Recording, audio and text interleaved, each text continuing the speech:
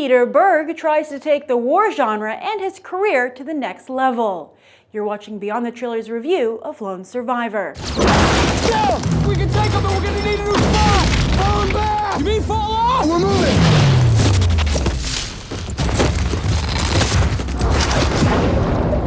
We're good, right? We're solid. God's looking out for us. Everybody, let's move! Let's really move!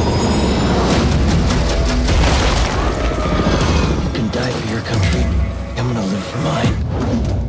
While Michael Bay alternates between refusing to apologize for his Transformers movies and making excuses as to why the end result is not his fault, Peter Berg has made it very clear he only directed Battleship so that he could make Lone Survivor. And this is indeed a very special film to Berg, who has been developing it since 2008, when he first heard about Marcus Luttrell's memoir.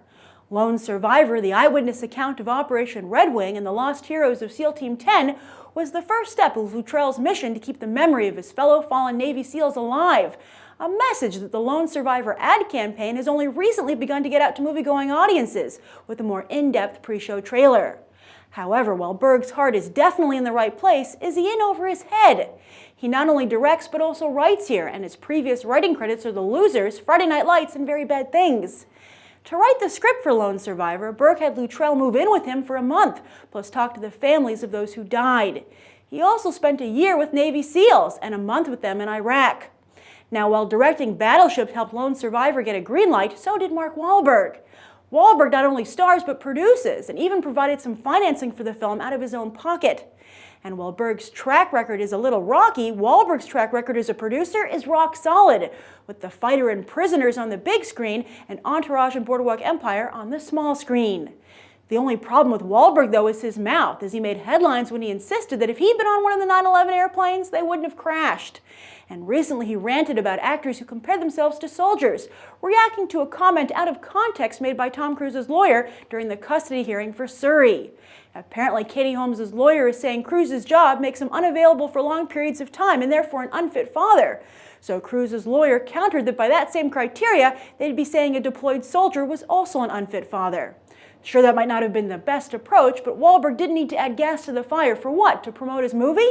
The last thing I'm sure anyone wants is for such noise to distract from a very important true story. I think it's interesting that Peter Berg spent time with the families of those who died in this actual event, because there's no definitive individuals in the film.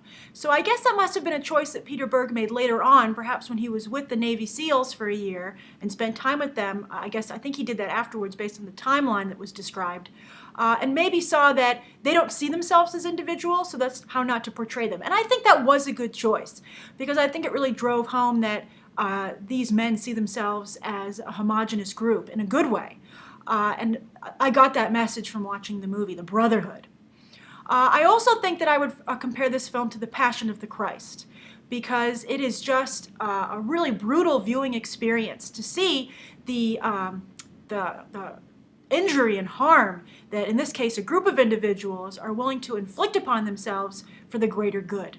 And I also think in that way it's a very important film to see, because this is clearly a message that still isn't getting out to a lot of members of the public, despite the sacrifices, the quiet sacrifices that are being made so often in the Middle East or in any war, that they fail to really make the headlines, because it's just, it happens every day. It reminds you of that line that the Joker has in The Dark Knight about how if a bunch of soldiers are going to die, no one cares because that's the plan. But if a bunch of civilians die, oh my God, it's horrible because we don't expect that. And a movie like this really makes you ask yourself, well, why are we accepting that as the plan?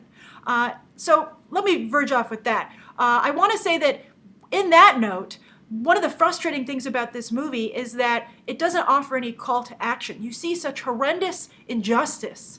And this is the second time I've seen a movie recently, the first being Captain Phillips, where the U.S. Army, while a very powerful entity that can accomplish amazing, great things, is slow to action. And they all basically, they come in and save the day, at the end with amazing force and weapons at their disposal. But you have to wonder, maybe you wouldn't have gotten to that point if they'd been faster to react. Now, obviously, I don't want to. I would feel horrible to backseat drive or try to, make heads or tails of what's going on out there. I'm not in the military. I don't know anybody in the military.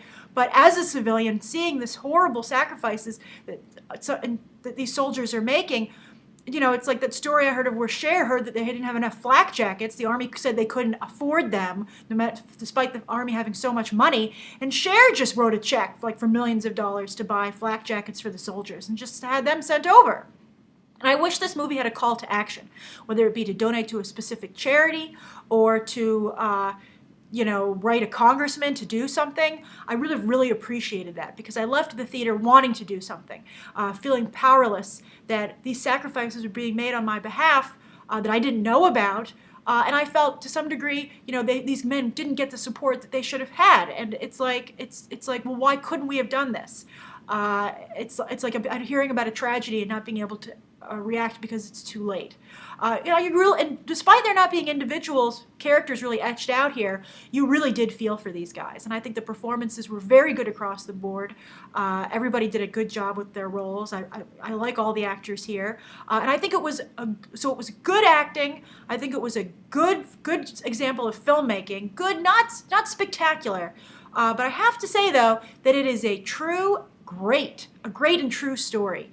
That's where this movie really shines. And it takes a really unexpected twist, by the way, which I am debating personally as one that should have been involved in the advertising at all, to really show that this isn't just your generic war story, despite that that impression coming out of the ad campaign. But also, lately, as I mentioned in the open, they've been trying to really point out that this is a true story, that Marcus Luttrell is trying to really get the word out there of what happened to his fallen comrades. And at the beginning of the movie, Marcus Luttrell is actually in this movie a lot, but if you want to spot him so you can see him when he comes up, at the beginning of the film, they're at a picnic table, the four leads, basically, about maybe 15 minutes into the movie, and the one guy who's not a big Hollywood star that you would recognize is Marcus Luttrell. So I thought it was interesting they decided to use him. I think they probably used a number of real Navy SEALs. Peter Berg, though, couldn't help but give himself a cameo, and I thought that detracted a little bit from including the other real-life characters in there. It's just a split-second Peter Berg cameo, but at the same time, you're like, Berg, what are you doing in here? Come on, have some respect. But this movie does have respect.